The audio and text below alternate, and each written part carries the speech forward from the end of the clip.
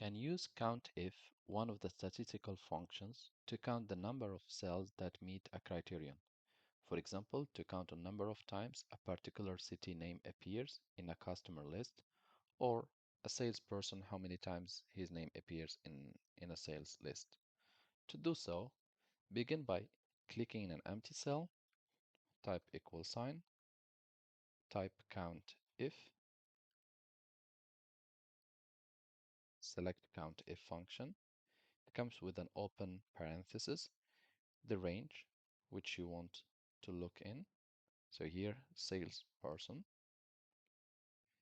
and comma. You need to put quotation mark and the name of the criteria. In this case, I'm looking how many times the name of Alex appeared in that specific list. Again, quotation mark, closing parenthesis, and hit enter to get the result.